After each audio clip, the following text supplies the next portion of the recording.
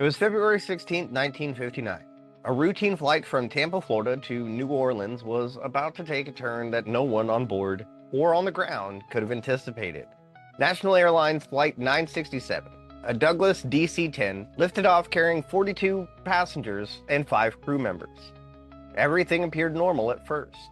The flight climbed smoothly into the early morning sky, the pilots running through their checklist, the passengers settling in for what should have been a short, uneventful trip. But somewhere over the Gulf of Mexico, a catastrophe struck, and with it, one of aviation's most haunting mysteries. No distress call, no warning, just silence, and then a plane lost to the sea. For decades, investigators would comb through every shred of evidence, from fragments of the wreckage to cryptic radio transmissions. The official record would tell the story, but the FBI vault reveals details rarely discussed in public. Documents that hint at questions no one wanted answered.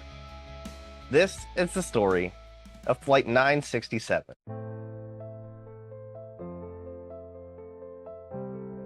The Douglas DC-7 was considered one of the most advanced airliners of its time. A long-range aircraft, sleek and fast, designed to make cross-country flights more efficient. National Airlines had prided itself on safety and service, building a reputation in the post-war era for reliability along the eastern seaboard and into the Gulf. The crew of Flight 967 were seasoned professionals. Captain Vernon B. McBride, a veteran of nearly 2 decades in aviation, had flown countless hours without incident. First Officer James Robinson was known among his colleagues for his meticulous attention to detail. The flight attendants, Miss Gloria W. and Miss Helen R., had both been with National Airlines for several years, trained in emergency procedures and customer care. Together, they represented the standard of professionalism passengers expected in 1959. Passengers, many of them business travelers, were unaware of a looming disaster. Among them were families traveling for work, a couple of couples visiting relatives, and at least one airline employee returning home. Flight 967 was a routine hop, a flight path thousands had taken without incident. Yet, the very routine of it made what happened next all the more shocking. As the DC-7 climbed into the early morning skies above the Gulf of Mexico, instruments and radio chatter indicated nothing out of the ordinary. There were no storms. There were no mechanical warnings. Just smooth air and the hum of powerful engines propelling the plane toward New Orleans. And then, somewhere over the water, the aircraft simply disappeared.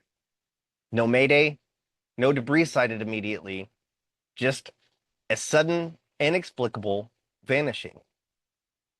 The FBI and Coast Guard were called in immediately, launching what would become a sprawling investigation.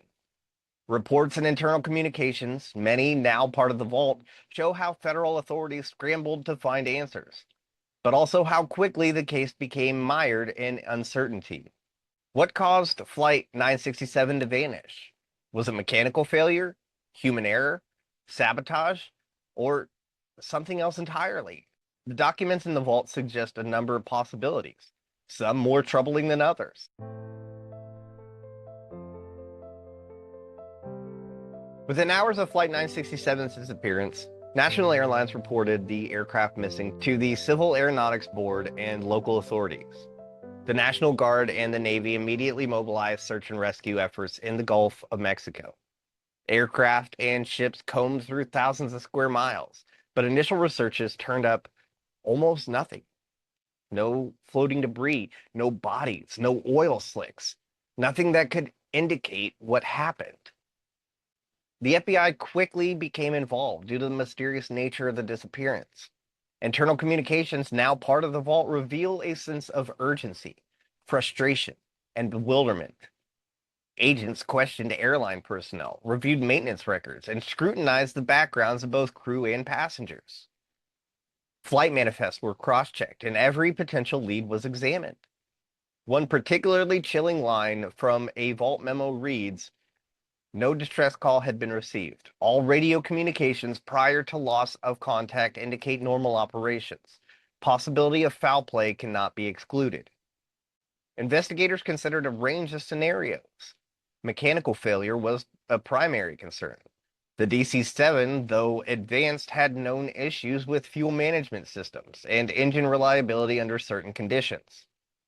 Sabotage was another possibility, especially given that some passengers were traveling for corporate business, but no threats had been reported. There was even speculation of severe weather interference, though meteorological reports indicated clear skies over the flight path. Witnesses in coastal towns along the Gulf reported seeing a high-flying aircraft at the approximate time of disappearance, but accounts were inconsistent, leaving investigators with no solid lead. Some reported hearing a loud bang, others nothing at all. These discrepancies were logged meticulously in FBI and Coast Guard reports now publicly available in the vault.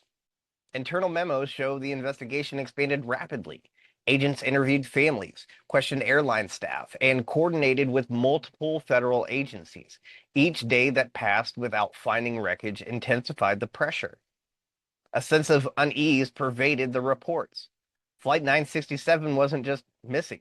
It had vanished under circumstances that seemed to defy explanation. By the end of the first week, theories were still swirling. Mechanical malfunction, pilot error, sabotage, even potential hijacking, all were under consideration. Yet, despite exhaustive efforts, the trail remained cold. The vault records show one memo expressing both determination and frustration. Search operations have been extensive and thorough. However, no definitive evidence has been located. Every possibility must be explored, including those not yet considered. From these early records, a pattern emerges. The disappearance of Flight 967 was as much of a test of investigative procedure as it was a mystery of aviation. Every action taken by the FBI, the Coast Guard, and the Civil Aeronautics Board reflects the tension of attempting to solve an enigma that the public and even seasoned investigators could barely comprehend.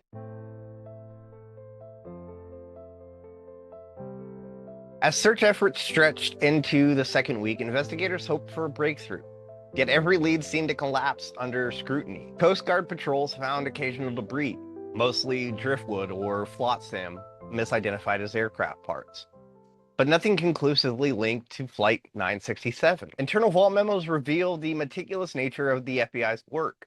Agents reviewed maintenance logs for every DC-10 in the National Airlines Fleet, examined crew, training records, and cross-checked passenger lists for potential conflicts or unusual behavior. But nothing stood out. The flight path had been standard, the weather reported clear, and no distress calls had been made. The aircraft had simply vanished. One line from a February 11th memo reads, "Continued absence of physical evidence renders all speculation provisional. Every potential cause, mechanical failure, sabotage, hijacking, remains open." Investigators also revisited eyewitness accounts. Residents along the Gulf reported hearing unusual engine sounds, seeing lights or smoke. But these reports were inconsistent, often contradictory, and ultimately inconclusive. Some agents expressed frustration in internal communications, describing the challenge of separating credible sightings from noise, rumors, or misperception. Another layer of investigation focused on cargo and baggage.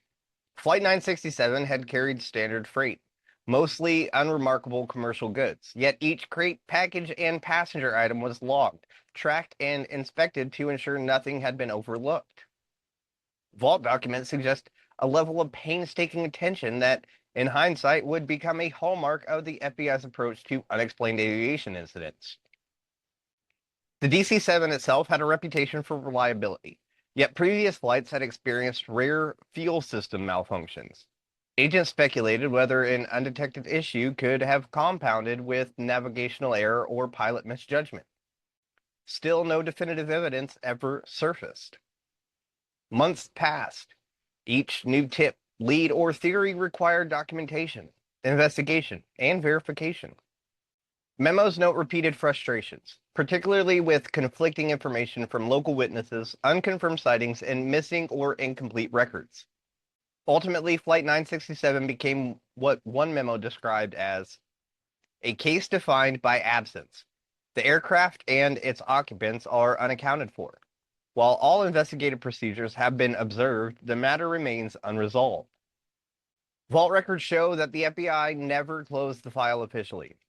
It was maintained as open pending further investigation. Investigators acknowledged the limits of human and technological capabilities at the time.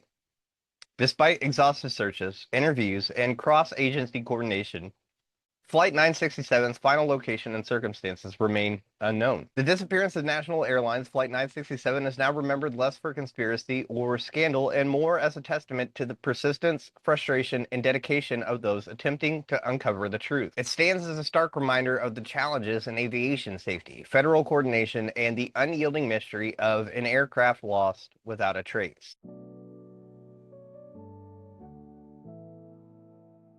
In the months and years following Flight 967's disappearance, the investigation became as much about process as about closure. The FBI maintained the file meticulously, cross-referencing tips from private citizens, airlines, local law enforcement, and even amateur aviation enthusiasts. Every scrap of information, no matter how minor, was logged, verified, and analyzed.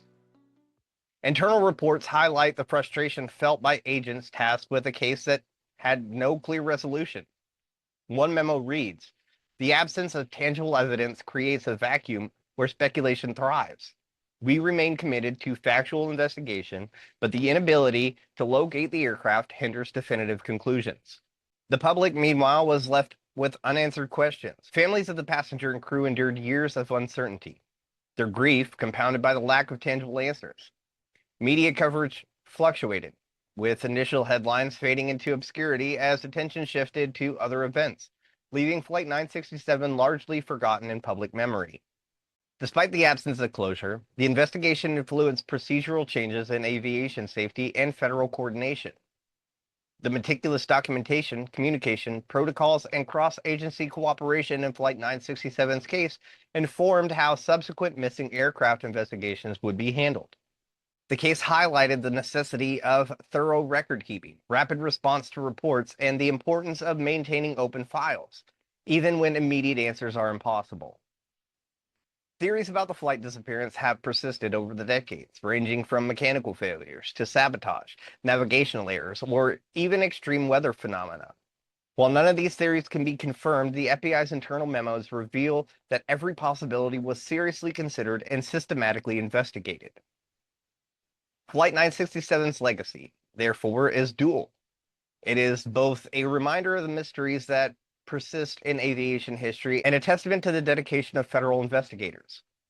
The story serves as an example of how some questions may never be answered. Yet, the pursuit of truth, documented, methodical, and unwavering, remains crucial.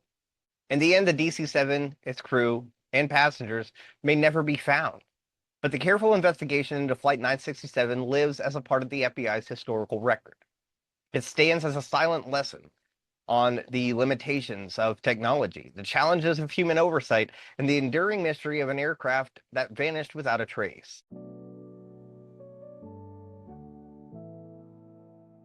The story of Flight 967 is not one of villainy or scandal. It's a story of mystery and of the unknown, and of lives lost without explanation.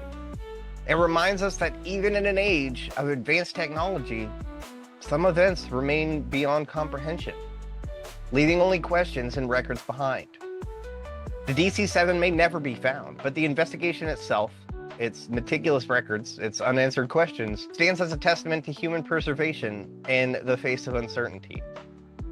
As we close this file, remember, some mysteries may never be solved, but the pursuit of truth, the dedication to record, and the commitment to follow every lead, even decades later, is what keeps history honest. Next time on Stories from the Vault, we turn to a story that almost never happened, but could have changed the course of history entirely. Operation Northwoods, a plan that lived on paper, but never in reality. Until now. Until next time, I'm Kyle Fields. This is Stories from the Vault. Have a good day.